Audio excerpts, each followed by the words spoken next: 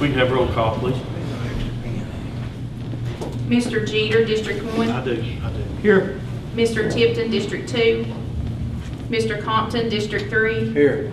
Mr. Herron, District 4. Here. Mr. Mann, District 5. Mr. Hood, District 6. Here. Dr. Redwine at large. Here. Thank you. Mr. Mann had a scheduling conflict, I believe, with vacation this month, and Mr. Tipton was working today and intended to be here and has been tied up and may not be able to break away to get here. But we have a quorum and we'll move ahead. You have been supplied with a copy of your agenda. Had a chance to go over that. Are there additions or changes, amendments to the agenda as written?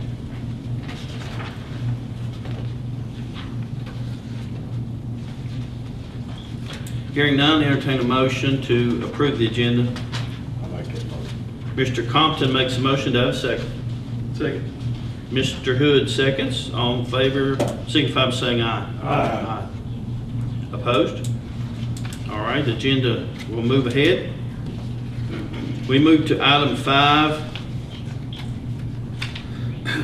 which is the approval of the minutes for our regular June 7th meeting of 2017.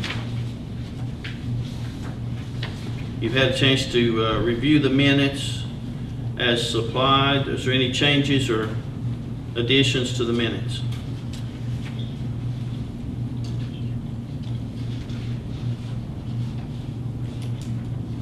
Hearing none, need a motion to approve minutes. So moved, Mr. Chairman. Mr. Herron makes a motion. To have a second?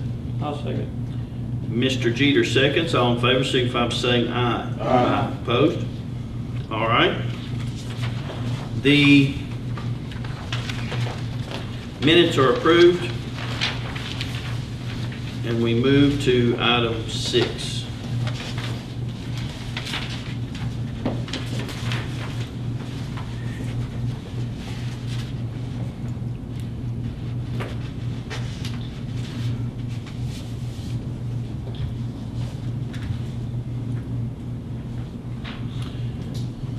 Item 6 is the citizens' expression period. It's a very important part of our meeting, and we value it that way. Citizens' expression period is a point in the meeting when anyone who wishes to address the board or the staff may do so. And I will add that if you're here for a subject that is on down in the agenda, then you may wish to wait and speak about that at that time. Okay? If you wish to speak today, please come to the podium, state your name and where you're from in the county or what organization you represent. The board may or may not respond to anything you say, but we'll take everything you say into account when we make future decisions. Please keep your comments concise and businesslike. If no one has signed up to speak, then we have no particular order. We just ask that you take turns and speak your business. Any action that's to be taken based on comments from citizens' expression period will have to be taken after we close citizens' expression period. All right, we have no one who has signed up to my knowledge. So with that being said, we will now open the period.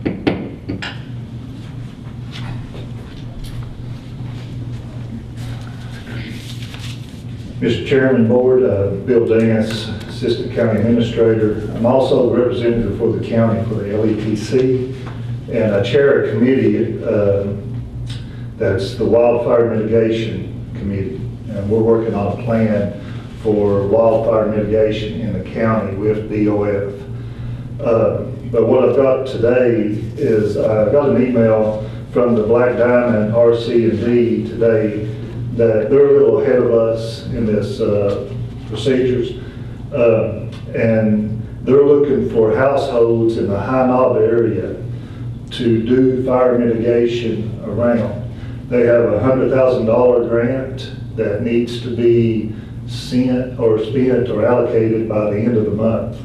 So they're looking for households in High Knob area, and they're defining the High Knob areas from the Guest River west to Duffield, from Norton to Dungannon. And what they'll do is they'll work with DOF, and a contractor will come in and do fire mitigation around their home or their cabin to protect that structure. They go out so far and cut everything at a certain size, and then a different perimeter. They go out and cut a different size and then on out, and it makes the homes much safer if there's a wildfire in that area.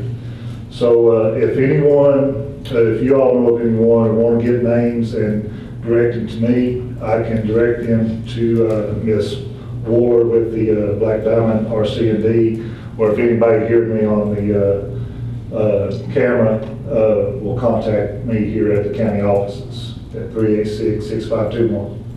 Thank you. Thank you, sir.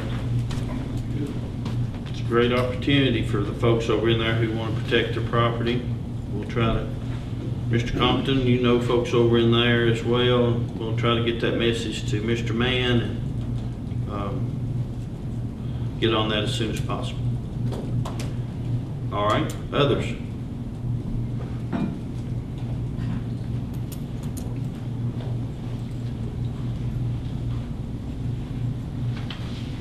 Good afternoon.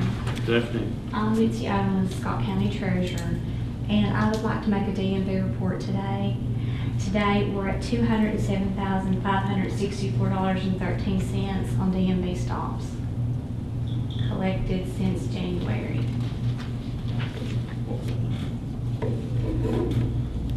$207,564. 13. All right. And that started roughly February 1st. It did. We had a couple of things that we just went ahead and put in for our January, but effectively, really, the month truly started in February. 5 months. 5 months. So we're looking at around $40,000 a month. Average, yes, sir.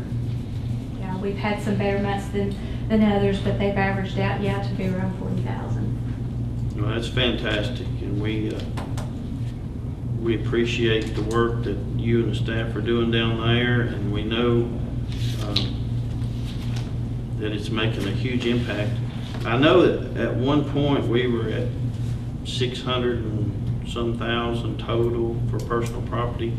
I'd be interested, you know, at the end of the year or January or February when we've gone 12 full months to see how that total delinquent level has been affected, but it's got to be tremendous. It's been pretty amazing, and like you said, you know, this is just through June, so we've got some key months to come as well. You know, October, November is, you know, more capitalized on real estate, but, you know, it's going to be big numbers for us for personal property those months too. You may not know this, but, you know, since this began in February, I'm sure we're getting some for a lot for 2016, but we're probably getting some from 15 and 14 and some of those. So do you expect this, after you've gone a full 12-month cycle, to kind of drop off a little? I do. Yeah, we can only collect on personal property for 5 years. So, you know, we've been capitalized on that 2012 and today. But I expect the numbers to come down a little bit, because this has kind of been a big event at one time. And overall, I think it's went very well. We've learned along the way. And I think, like I said before, I think people are just sort of, they're addressing the issue. Sure. And we've really not had any problems at all. Well, that's fantastic. If we stay at the 35 to 40,000 a month rate, that's going to push $500,000 by the time you've gone 12 full months. Yeah, it's pretty amazing. And I want to thank the board again for, you know, allowing us to have the extra employee, because she's been very vital in collections. I know she's had a lot of contact with you. I thank Freda for, you know, she keeps up to date on everything, and you know, she keeps a record. And I do want to mention, though, come September, we just got a memo that the DMV stock fees are going to go up from $20 to $25. So I'm going to probably put a letter in the paper, letting folks know that. I don't know, maybe about putting it on Channel 30. I think there's a lot of folks in the county that watch Channel 30, and we do need to let them know that there's going to be an increase on the DMV stop fee. My wish is that we keep our own stop fee is what we've had. I don't think we need to pass it on to our customers, especially since, we're going to be mandated by the state on what we have to do for DMV. So I think for our locality, it's going to be best that we just stay where we're at. All right.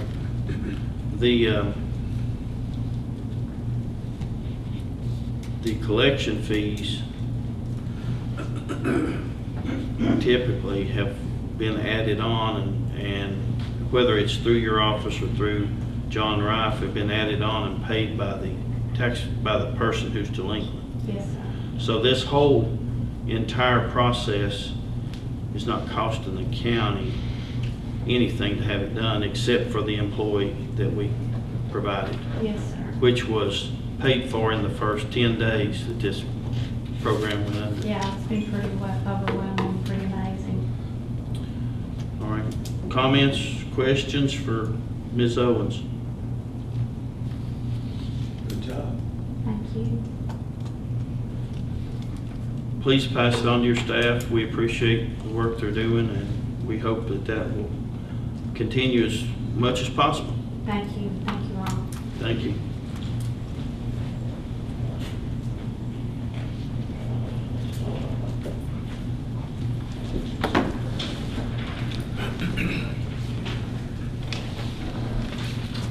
I'm John Payne, I'm Stark County Sheriff. I'll say something while you pass it around, because the public needs to know this too. Been having a lot of counterfeit money. We all work too hard for what we got, somebody to steal it off of us. So a lot of the money's coming in from Tennessee, we found. A lot of it is being spent like yard sales, flea markets and so forth, where people are not checking the bills. They're getting by with it, but I advise a lot of people, if you're selling something, you get a lot of bills. That one fellow here come to the big break and get on the internet and bought a Jeep for $4,000. They're giving $4,100 bills. All of them are counterfeit. So, had another fellow say he bought a shotgun and give $1,800 or $850 for it. And it's at a yard sale flea market. And it's all it was counterfeit money. So, I advise you, it's pretty bad whenever we got this identity theft, and you got the credit cards and all that. Now it's bad when you got to worry about somebody giving you cash that's somewhere made in China, some stamped with pink writing on it. Should be pretty well visible, but some people might just think, well, I got a $100 bill, some kids just stamped it or something, but it's made in China and passed here for $100 bills. So, and we have one business that had 15 $5 bills as counterfeit. So it's not only $100 bills. And I went on a call at one of the gas stations there near the state line. They had 2 20s and a 10 that's passing by cigarettes, was all counterfeit. She said she got it at a flea market in Kingsport and changed the day before, but it's not the vendors that's doing it.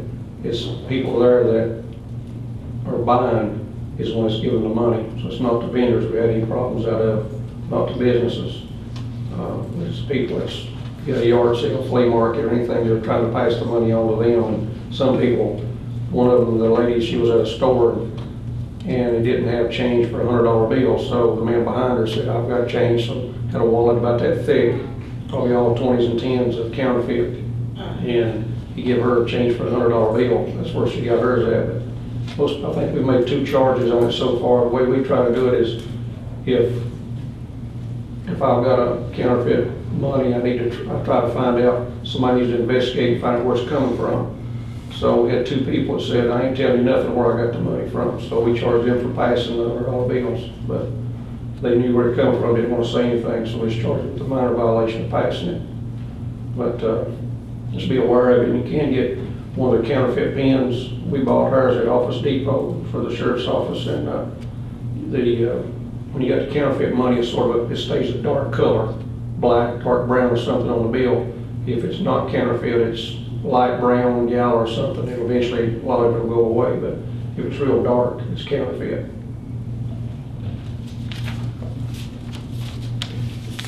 This is the report for the sheriff's office for the month of June. Dispatch received 6,145 calls. We had to respond to 706 of those. We had 37 domestic violence calls or protective orders served. We had 307 felony warrants served. That's quite a bit, but I think some of those were several charges on 2 or 3 people or child porn cases. I know we had to extradite one back. He was in the military in North Carolina. We had to go back and transport him back on child porn cases. His date's not been a trial yet, but it's several charges like that a lot of times. We had 95 misdemeanor warrants served, had 41 drug arrests, 5 drunk driving arrests, had 188 traffic summonses issued, 7 written warnings issued, 25 motor vehicle accidents we responded to. We served 387 civil papers. We had 108 investigations, with 58 of them closed with arrest, 336 man-hours of courtroom security, 14 out-of-state extraditions, 5 in-state transports, 52 concealed gun permits issued. We had 9 traffic checkpoints, 19 vehicles unlocked, and traveled altogether 42,218 miles. Seemed like a busy month, but due to the 4th of July, it seemed like everything went pretty good. I was over Dungan at the parade, and a lot of people were bragging at the parade about not seeing anybody drunk or drinking or nobody staggering or anything, so it was going real good. Well, and they all come up and thank me and the other deputies, we appreciate a good job that was going on, so I guess if you're from Dungan, how it used to be years ago, is somebody drunk or, and probably not just Dungan, probably a lot of these festivals, there's somebody drunk or causing trouble about every one of them, but didn't see anybody out of the way at all. And I worked National Forest yesterday evening. I didn't see anybody up there drinking or anybody had any problem at all. Everybody's enjoying themselves, so it seemed like they're pretty good as the holidays anyway. Anybody got any questions? Concerns? Thanks. Anybody? Thank you. Sheriff Puckett, you mentioned National Forest. Was that the Devil's Bathtub area? Is that where you're at, or you just drove through the whole area? No, we got a contract for Forest Service work 17 shifts in a year's time. And what it is, they got it on our boy. They want us to work at the Devil's Bathtub, wasn't on it, but it should be. We worked at some last year, and they gave the contract to us, and it said the Falls, Little Stony, Bear Rock, Hang Rock Park, the Glades, Bark King Lake, and the campground at Bark King Lake. That's where they wanted us to patrol at. So I have heard a little bit more about it over there. We have had a few complaints about parking and the roads blocked and everything at Devil's Bathtub. But I was told last year that Forest Service will doze out a parking lot above that about half a mile where they've been going in at and fix another trail down to it. But I've not heard any progress from Forest Service, what they've done. Well, each of us gets feedback all the time on that, and it's a pretty cut and dried conflict up there. It's the people who've lived in Stony Creek area and High Knob area all their lives and been left alone and kind of want to continue to be left alone, versus the people who are taking advantage of a tourism attraction.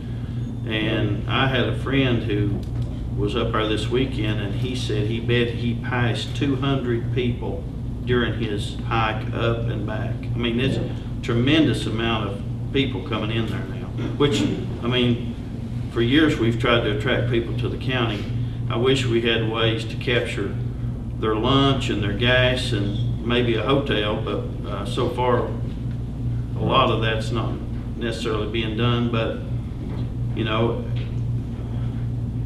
we want to respect the people's privacy up there, but that is getting to be a really popular place, and we're also on the same, speaking just for myself, I mean, I'm happy to see people come into the county and visit that, and so I hope that Forest Service will help us kind of get a parking area up there and get some of that traffic congestion handled so that people who are there can be happy, as well as the people who are trying to take advantage of the National Forest.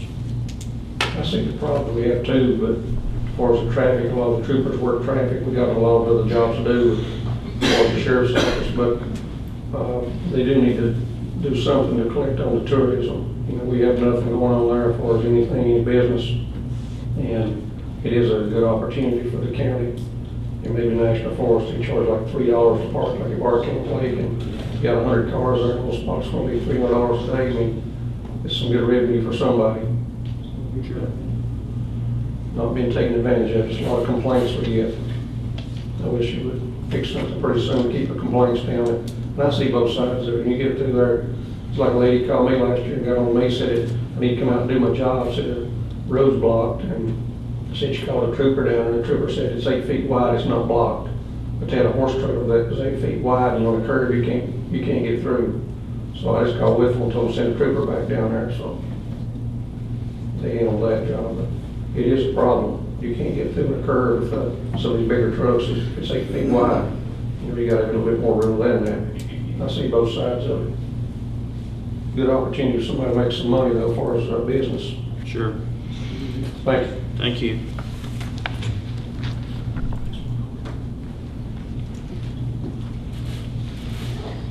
All right, we are in citizens' expression. Anyone who wishes to speak on a topic that's not listed farther down.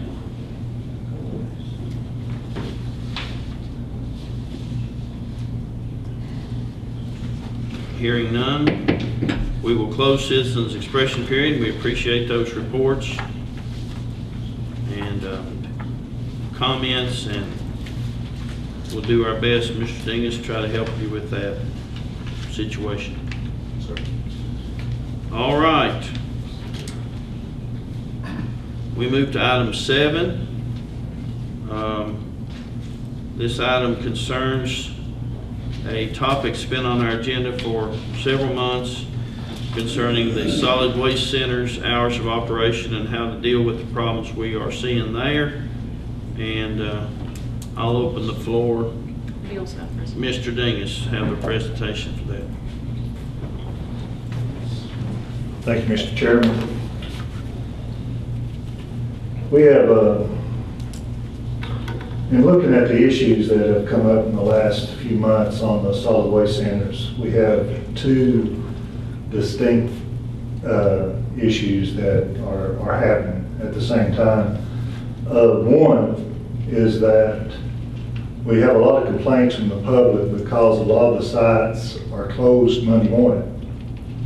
Well, that's happening because they're open on Sundays when we're not running trucks. And the reason we don't run trucks on Sundays is the same reason we don't on the 5 holidays as we close, is that the landfill that we haul to in Bluntville is closed on those days. So in order to keep, if you look at the waste stream as a stream, keep it flowing and not damming up somewhere, we got to have that going. We got to be able to empty the sites and then when it gets to the transfer station, let it flow on to the landfill because it keeps coming into the waste centers. So some weeks and most of the weeks in the fall, that works, being open on Sundays. There's still room on Mondays. Several of the sites throughout the county, it works okay. But on some of the heavier sites like Yuma, East Carters Valley, Hilton's, Moxon Gap, Moxon Gap's been closed on Sunday, but Nicholsville, they're filling up on Sundays. And so the tenant is getting there on Monday morning and there's nowhere to put anything. You have people coming in, so they're having to close the gate, and people are getting frustrated because they're taking their trash off on Monday morning and the site's closed. So it's a logistical problem for them to be open on Sundays. And to fix that would be to go back to having them closed on Sunday from as late as we can on Saturday evening and open on Monday morning. And that should solve that problem. I know it's convenient to a lot of people on Sunday, and I myself, have taken advantage of being able to go there on Sunday. But logistically speaking, they don't work. It causes a bottleneck in the system. And that's why we're having those complaints on Monday mornings. Okay. The other issue we have is out of county trash coming in to the area. And primarily, that seems to be happening at Yuma, East Carter's Valley, and if you look at the screen, right here is East Carter's Valley. You know, you can look at the Scott County side right here and the number of houses that are around, but then you go right across the Tennessee line, and it's a city. So we're getting a lot of that trash from the Tennessee side in East Carter's Valley. Also, Yuma in its proximity to the Tennessee line also is getting a lot of trash from that area. Nicholsville seems to be getting a lot from Russell County. And I guess people are using 71 on the way to work. And but I've had people that, some of the guys that live in Nicholsville that work for us have seen a lot of truckloads coming in on Sundays. So that might help that situation in Nicholsville.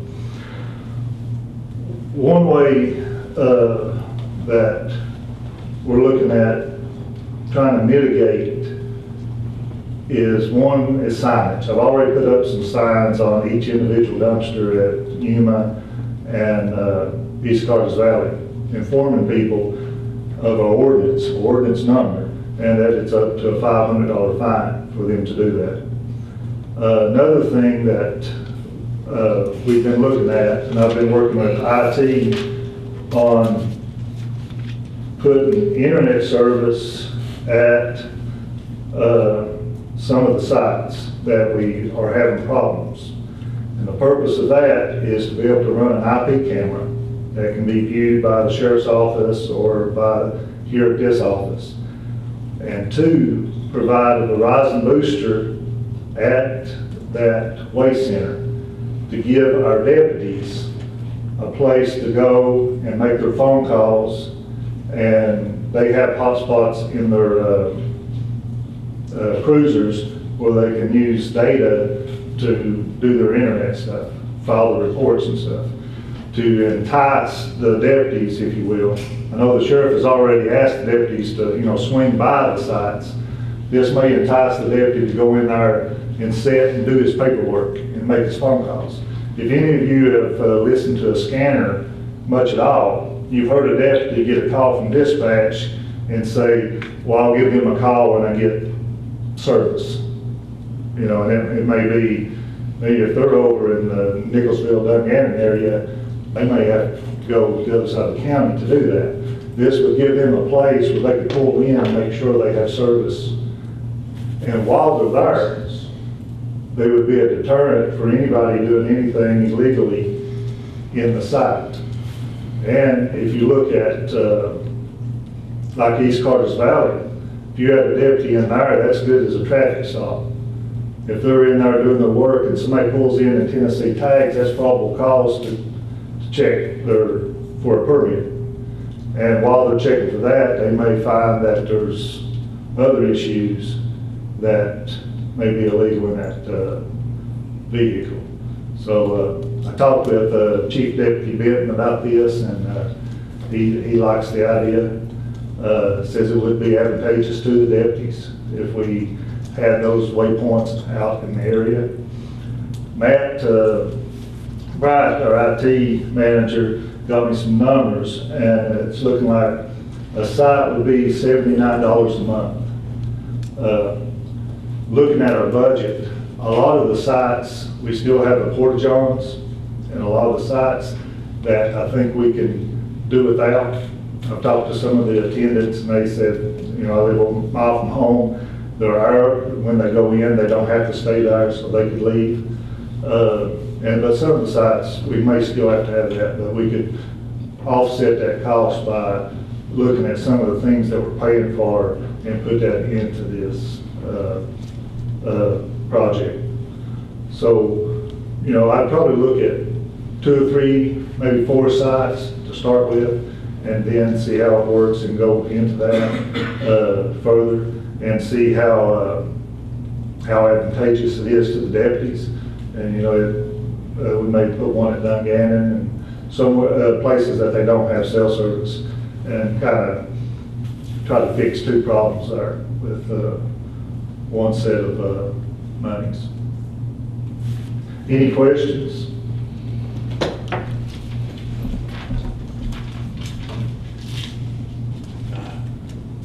So how many sites are you wanting to try to initialize this in, Bill? Well, definitely East Carson Valley and Newell Right. and Nicholasville. I know it'd be, we don't have as big a problem like at Fort Blackmore, but it would be advantageous to the deputies to have that at Fort Blackmore. And maybe, we don't have that big problem at Dungannon, but Fort Blackmore would be close enough that they could still have that waypoint. We've had some issues at Fort Blackmore before. And then, you know, see how it works and then expand it if we need to, or use it the way we're doing it.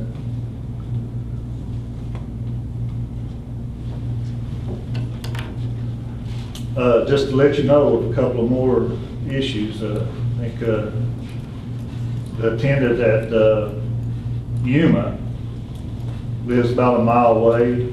She's here today, and she said she's willing to close up every night and open it up every morning.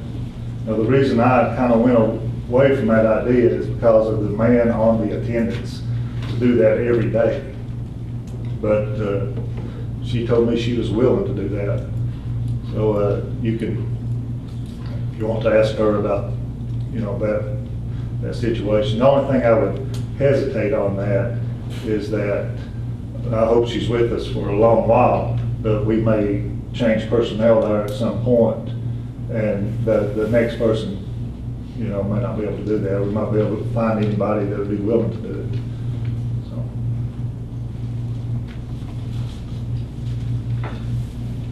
I mean, I like the idea. I mean, I'm not opposed to it. I think it was a great idea, but I also like the idea of closing them at night too. I mean, I like both ideas, to be honest with you. But I mean, I'm for whatever the board wants to try, so.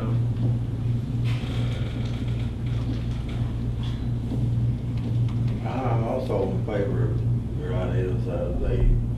They have good points, especially with the deputies having access to calls and internet service. I think that's really important. There wouldn't be a Wi-Fi there as like an internet signal. It would be a hardwired internet and then a Verizon booster, so it'd be like a cell phone signal Yeah. going out. Yeah, that's what I'm saying. That's what, 79 per site? $79.95. And you Per said Per site. you were thinking about how many sites for that particular thing? 3 sites initially. 3 sites initially, and up to the 6 really identified. And those 3 sites were Yuma, Yuma, East Carson Valley, and Nicholasville. That seems to be where we're having the most problem of out-of-county trash coming into.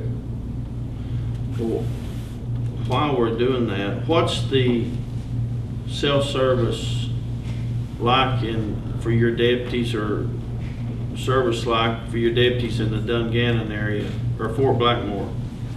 Sheriff Post. You can probably go a mile, Fort Blackmore on 72 before Gate City and get service.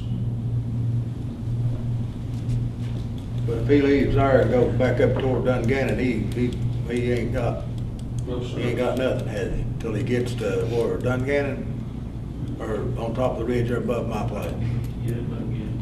You just got a little bit of signal right there. Sometimes you get on the Nicholsville, you don't hardly have it.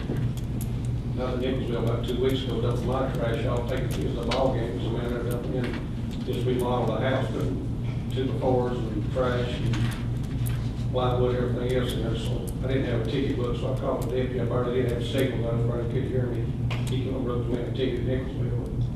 He had a lot of building materials he put in the dumpster.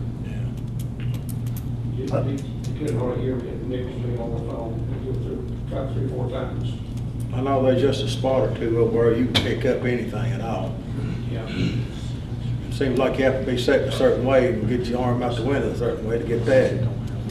And there's a little bit of difference on having enough signal to make a call and having enough signal for them to be able to use their, well, they call them hotspots, I think, in their cars to do their VIN searches and all that. So, yeah, I think it'd be advantageous to have it in Fort Blackmore was one of the thoughts. Dungannon is probably a spot that the deputies really needed. There would be some capital costs as far as the Verizon boosters.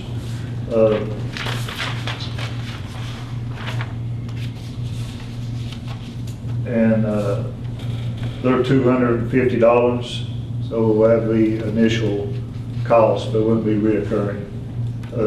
And I think I can find that in the existing budget as well. Is that like kind of the network extender? Yes. I call it Verizon booster, but it extends a cell signal. While we're discussing this, I'm passing around some pictures that Ms. Flannery brought me from Yuma. It's showing a lot of the illegal dumping down there, things that we're getting in the regular general boxes like tires and lumber and doors and various things that the trucks can't handle. And, you know, it's just getting to be an issue where we've got to try to have some sort of oversight over what goes in those boxes. I mean, I want to save as much money as possible, but I was talking to Mr. Compton coming in the door.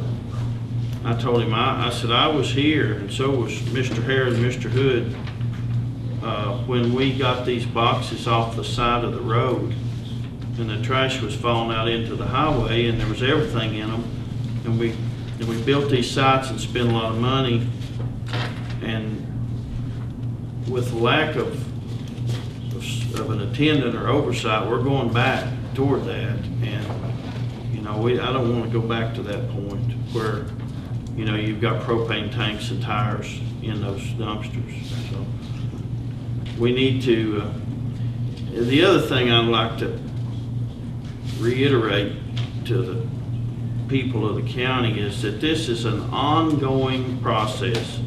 If we change something today, this will probably be the 6th or 8th time that we've changed things. And we're doing our best to find some solutions. And this may not work, all of it, but we'll do what we can and we'll keep the good things, and then it may have to be changed again, but we're doing our best to find a way to monitor what goes into those things, keep from paying so much money to get rid of Tennessee's trash, and still save the people as much money as possible. I mean, that's the whole object. All right, gentlemen, you've heard Mr. Dingus's suggestions, comments.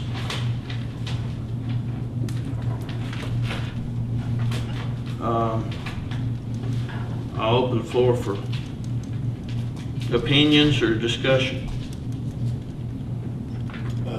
I like the Verizon boosters are to the sites, and the deputies present will definitely deter people from pulling in there out of county and dumping stuff that they shouldn't be dumping. And I also like the closing on Sunday. We're going to catch some comments about it, closing on Sunday. The main thing is people that's not accustomed to them being closed, and, you know, but the holidays they're always closed on Sunday, or I mean on the holiday weekend. So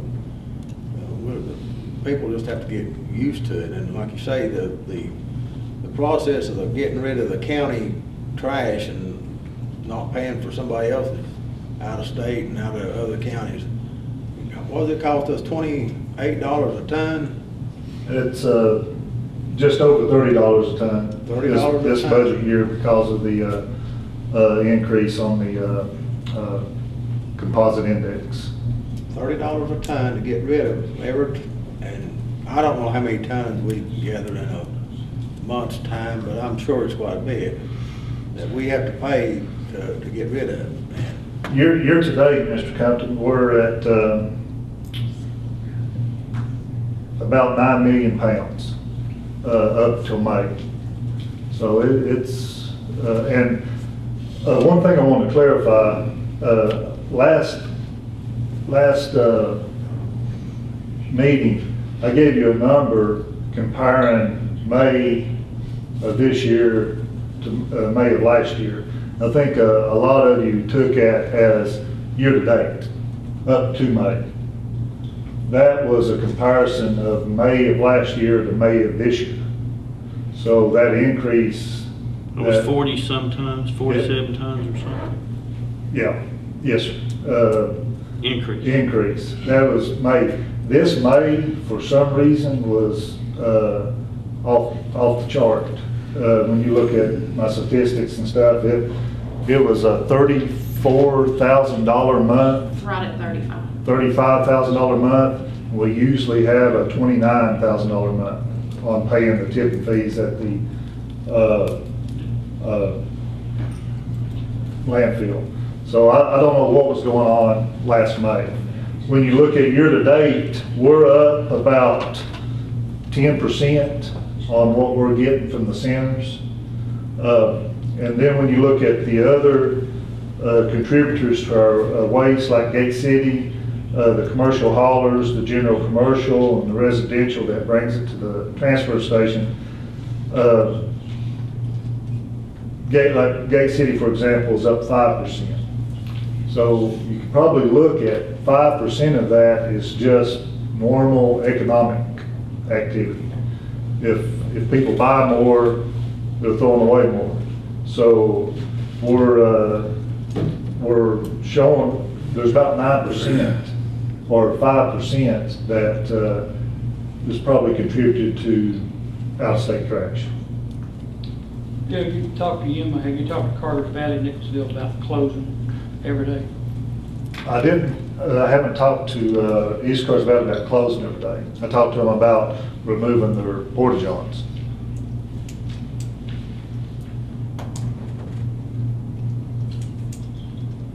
So, with what you're suggesting, let's talk about them individually. So for Carter's Valley, you'd be suggesting open them on Monday morning and they'd stay open 24/7 till Saturday evening? Or are you still talking about closing them in the evening? That's what I'm talking about. Open Monday morning, close them Saturday evening. With installation of a network booster,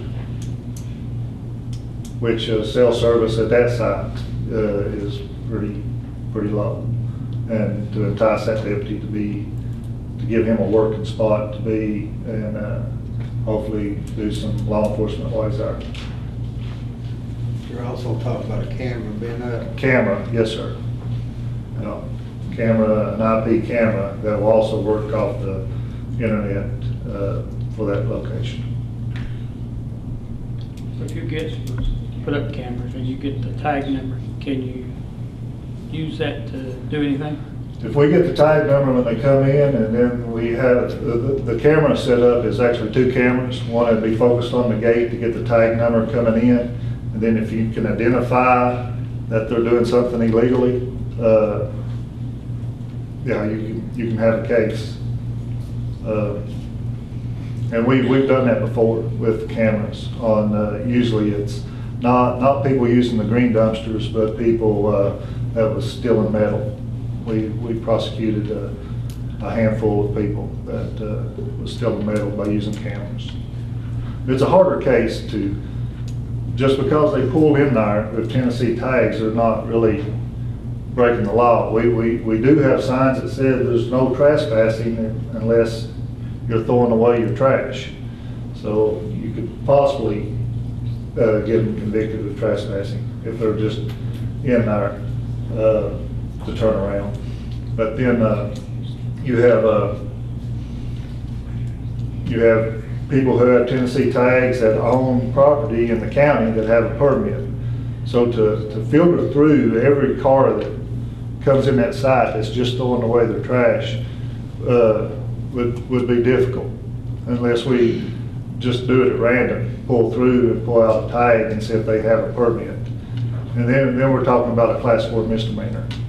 So It might be hard as well to get a Tennessee tag because they don't have them on the front. Depends on how they come in around. yeah.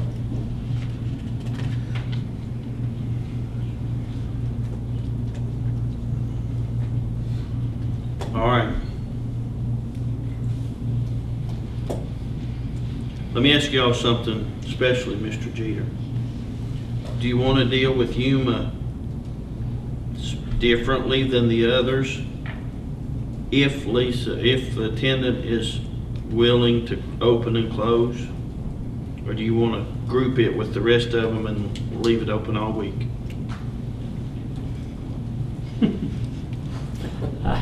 I don't know, Dave. Let me, I'm just trying to put together something that's as pleasing for everybody. Lisa, briefly, I won't ask you to come up here, but how much between 7 in the evening and 6 or 7 in the morning you think those folks are coming in out of? They're coming in at 9, yeah. So you late think evening. closing in the evening after supper? The reason I know that, I come down there one evening and stayed in a building with the blinds closed. I got 6 tag numbers in one evening. Coming Tennessee in tags. out of Tennessee. Out of Tennessee. And I know they didn't have permits for the sole purpose. Every time a Tennessee car comes on that lot, I go out to that car. And I know which ones got permits and which ones don't. So I've got these tag numbers wrote down, and when I catch them back in there, I will not let them dump.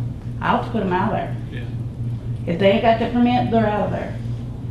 I had one that come in there, let's see, Friday, I guess. She had a Tennessee vehicle with Virginia license. She said that vehicle was hers. I said, well, you're supposed to have Virginia tags. And she said, I said, don't come back in here, no more trash until you get a permit. Because if I catch her back in there with no permit, I will put her out. Because I only give them one chance to get that permit. And I tell them where to come and get it. I tell them come up here to this office to get it. Just like in the evenings, that's the reason you're not getting much copper and aluminum out of the metal dumpster, because they're stealing it. I've had one guy tell me about one Tennessee truck, and I done had me a talk with him. So they're coming in there at night and getting in those metal Yes. dumpsters? And they've been seen getting in the green dumpsters too. People has. They sure have. And it's bad.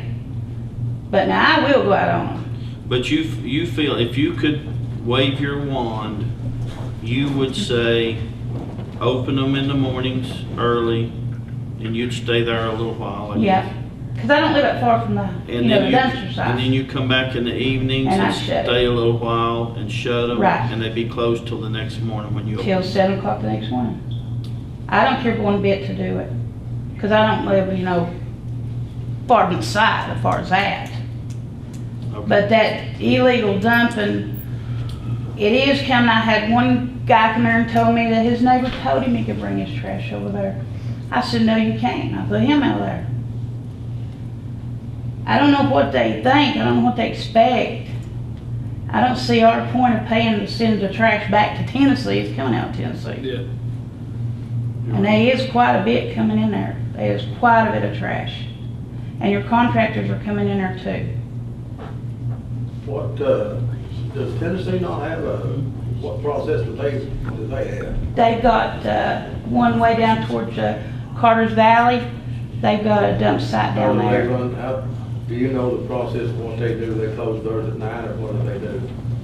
Yeah, They close them at night. Yeah, they have to close it at night. It's one of those automatic ones. Oh, it's automatic? Yeah, you know, you put your trash in and it'll squeeze it on the back of one of those big, Oh, like a big truck. right, And then they just pick it up and move it and put the next empty one there. right. Yeah, you'll have to, they don't stay open like that. So they close they wouldn't be accustomed to anything different than, well, how much does Tennessee, do we have any trouble with Virginia residents going into Tennessee, or doing the same thing in Tennessee's doing over here? I have no idea on that one. You don't have any clue? No, because I don't know the people down there in Texas. I'd say they wouldn't let them dump. I about bet on that. Okay.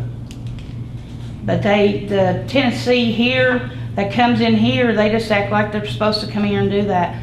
Like throwing paint away, tires. I caught one putting a tire in a bag to throw it away. And me sitting there watching her do it.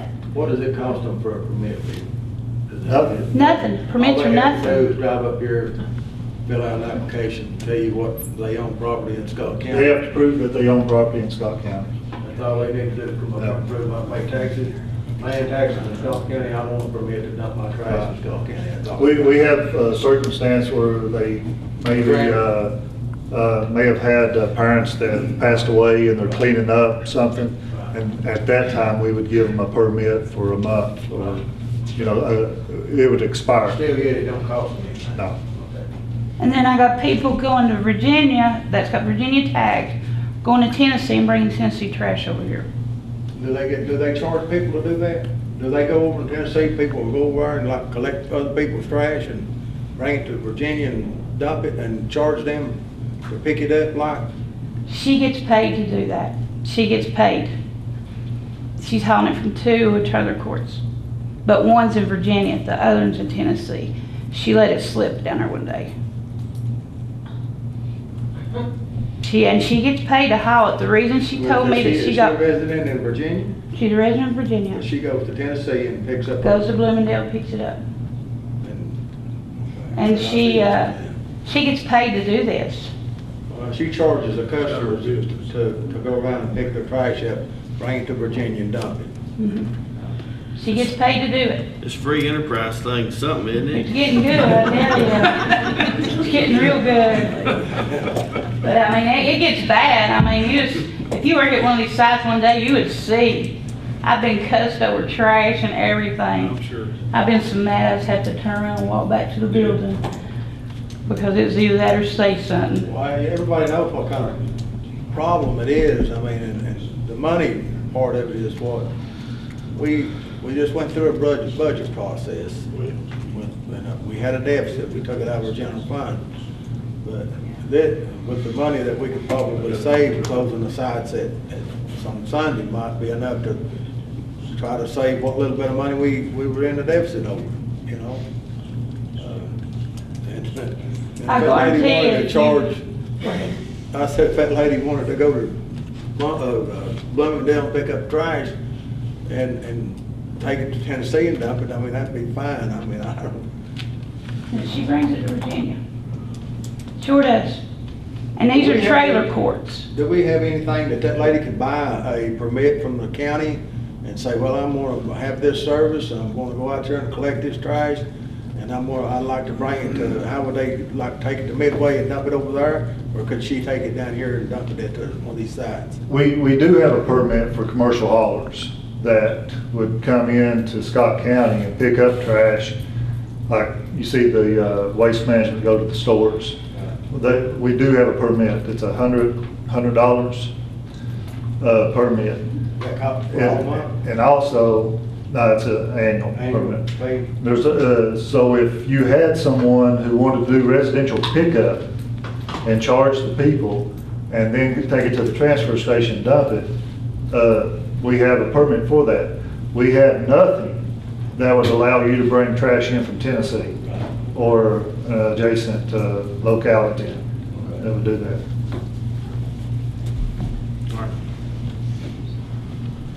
Okay, so,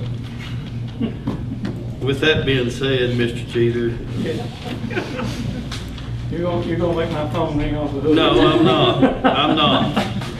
If you, I mean, seriously, if you don't have an opinion either way on how you want to handle it, we can Well, I'd certainly. say let's try it and closing them in the evening, open them in the morning. Try it for so long and see if it helps the trash problem.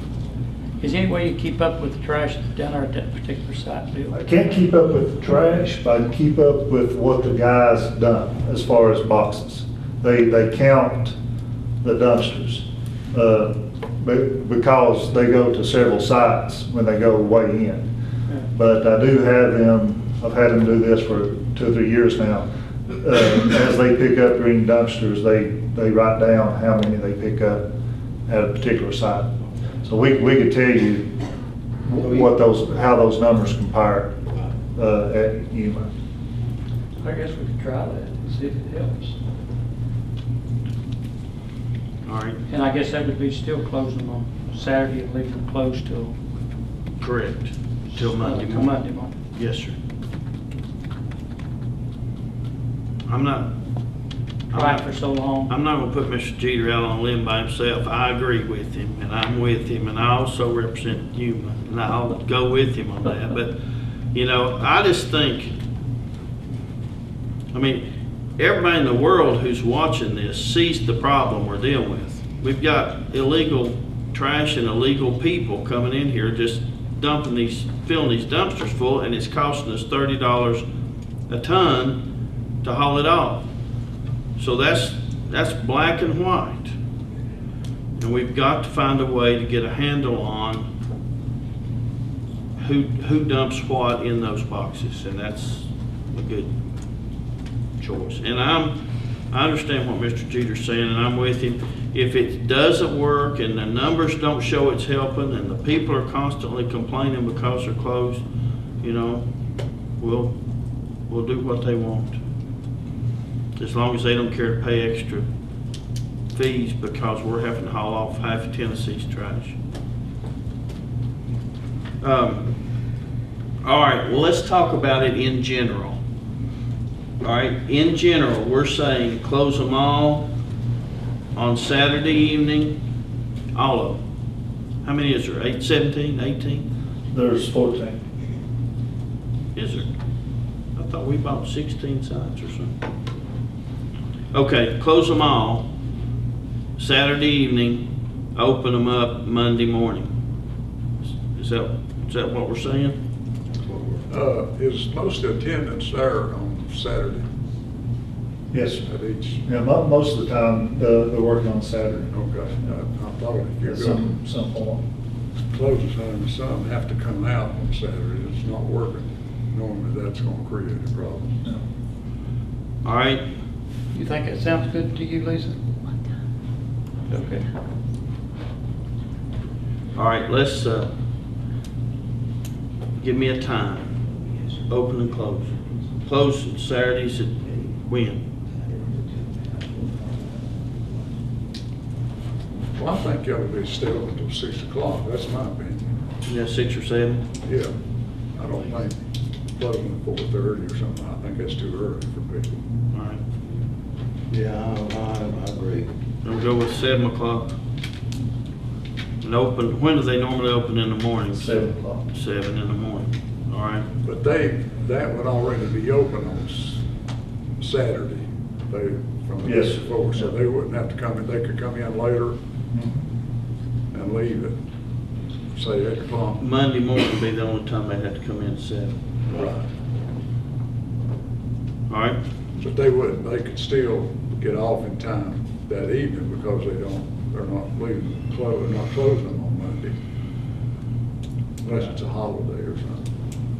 Right. so at 7 on Saturday until 7 a.m. Monday morning, all sites. All right, let's talk about the electronics. How many sites? I'll tell you what was on my head. I understand we want to test this, and we don't want to necessarily pay for all 14 sites at one time, and I'm in agreement with that. What I was getting at when I asked Sheriff Puckett was, if we've got a couple of spots that are really bad in this county as far as cell service, or a place that they could call or use, I feel bad not going ahead and adding those 2 or 3 spots in while we're doing this. And I would throw out a number like 6 sites. And that would get Human, Carter's Valley, and wherever you want over there, and then get 3 or 4 of the ones that are really bad cell service. Nicholsville, Dungannon, For Blackmore. Fort Blackmore. I don't know what you have on the lower end. I think we're okay in Duffield as far as cell service goes, and Clinchport is okay. Definitely good. And Fairview, we really don't have a problem as far as Yeah, we really don't have any issue. any issues. So if you eliminated some of those portalets and put that money toward this, and we went for 6 sites, once you got the initial expense, then you'd be looking at $80 a month. Per site. So you're looking about $500 for 6 sites Right. a month. That's right. And you put the portalet disappearance charge toward that, Right. okay?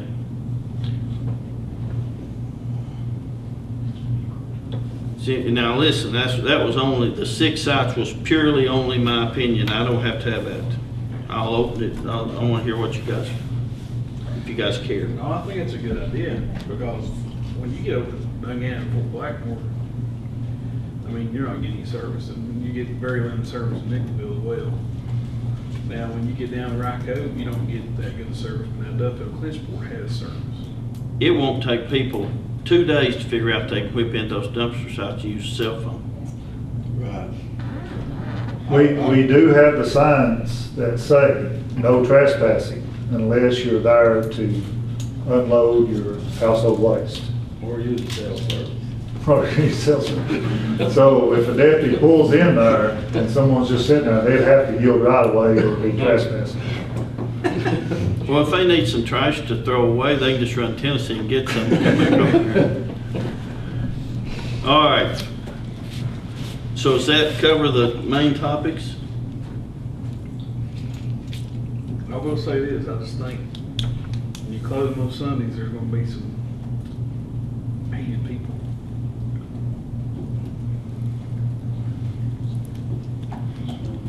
Just saying. Oh, I'm not opposed to it. Maybe y'all's phone will ring along with mine. Well, I'm not opposed to actually closing at night. I think it's a good, at least just try. I think it's a good choice. Well, you wanna set a time limit, say 2 months, something? I say it won't take 2 months. We can probably know in a month, maybe next month. You will. Okay, Maybe well, 2 weeks. we could try for a month and see what kind of feedback we get from it, and it's not a permanent, it may not be a permanent thing till after next month. We get feedback from it and find out what the citizens of Scott County would like, and try to get us out of the paying for a lot of stuff that we don't need to be paying for when we. Is there no way that we can do Sundays for like 4 hours and get somebody to go around, a couple people to do that? Because we talked about maybe exploring it. Having an employee with a vehicle that would go around. Just open the site and coming back and shut it. Time you got the end of the last and you turn around. Is that right? Take him all day, or her. The biggest complaint I had, not from people, was that they couldn't keep up with the schedule. When you change from a lot of different times, you know, they had trouble keeping up. They go throw the trash out and it was closed. I know what you're saying. You know what I'm saying? Yeah, I do. I had a lot of complaints over that when we changed them here. Well, we made it pretty easy.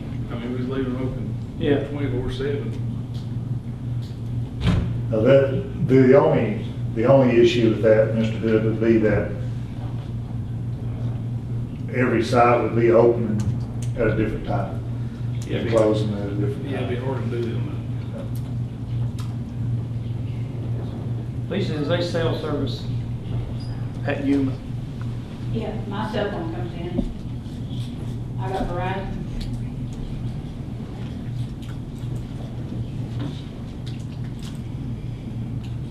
If you close that site every night, would you still need the camera there? I think so. Yeah, we're gonna have that problem during the day too. Because she's not there all the time.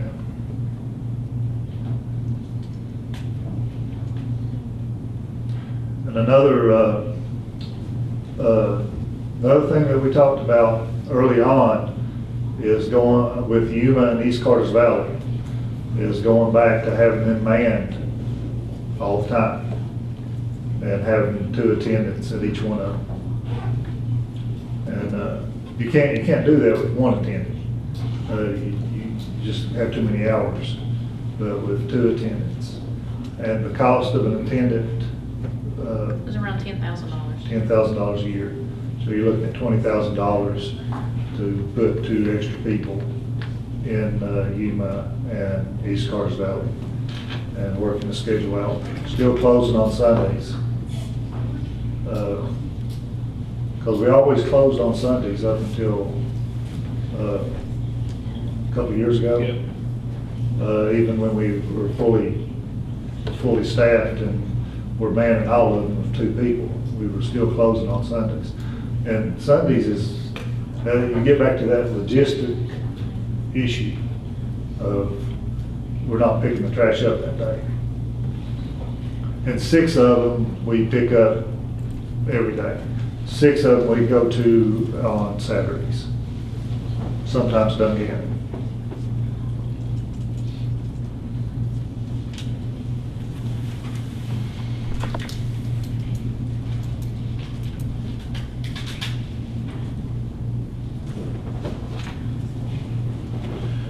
All right, gentlemen. You need a motion? Design your own program and let's hear one. Yes, sir. What do you think, Darrell? Close it on Sunday? I know you're gonna catch some flack over it. Yeah, I'd say we're gonna have to start closing them on Sunday, because they're usually about closed anyway on Sunday, or they are down at the house. Yeah. She's been having to close them about every Sunday, ain't you, Lisa? They're closed anyway about the biggest part of the day. I mean, I'm gonna make a motion that we close them on Sunday from 7 on Saturday evening to 7 Monday morning. And do we need a separate motion for the electronics? Probably be better. Yeah. Be separate. Well, let's do the first one first. Well- I'll make a motion that we close them on Saturday evening at 7 p.m., open them on Monday at 7 a.m.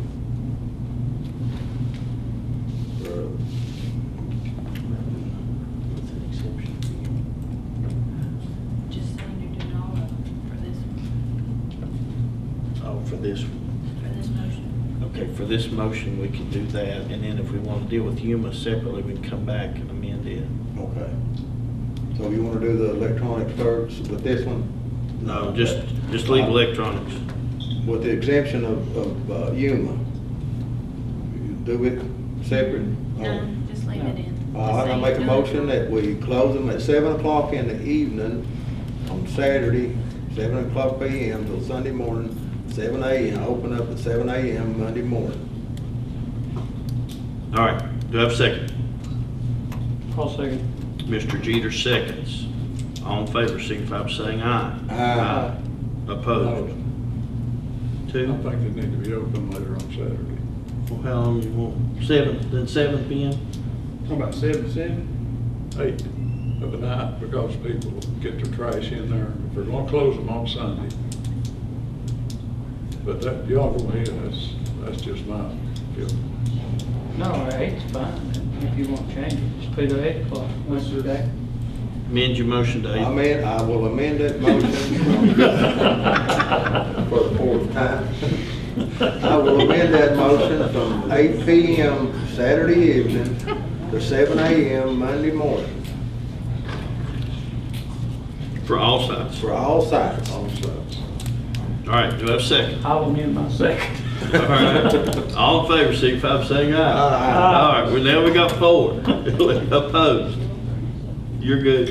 All right, we're 5-0. Okay, now, let's go back and deal with Yuma specifically. We'll amend it for Yuma, if you want. Okay, we're gonna try closing them at each evening. What time you want to close them at? You want to close them at 8? Of the evenings, Yep. be fine. Close them at 8 and open them at 7, Monday through Saturday. All right, at Yuma, and still be closed Saturday till Monday morning. Yeah. All right? Do I have a second? I'll second. Mr. Compton seconds. All in favor, signify by saying aye. Aye. Opposed? Did you want a time limit on that? Or just? We'll just try it, and then if Something in it there. comes up, it's not working, we'll come back Come in a back. month or 2 months or whatever. In other words, this is not a permanent. If I'm still alive, we'll, If it not hit Bill back of the head, the piece of stove wood come out with a dumpster, we'll be all right. All right, with that, let me say, we need feedback from the attendant, from Mr. Dingus and the truck drivers, and you if you hear any, and me if I hear any, and we'll see how this goes. All right? Now, we move to electronics.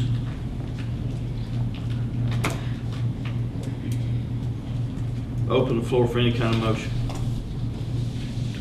how many sites you want to do them? You still want 6? I would, as long as we're doing it and in the same time the deputies can get some benefit out of it, I'd like 6 sites to cover the bad parts of the county. And there will be cameras there, right, Bill? Yes, sir. So you have Yuma, East Carter Valley, Nicholsville. Nicholsville, Dungan. Fort Blackmore. Fort Blackmore, and 5. Do you need an extra one? John, what would it be better at? Ryco or somewhere like that? There's places that where you can get sick. It's hard to find. After the church. Fire department.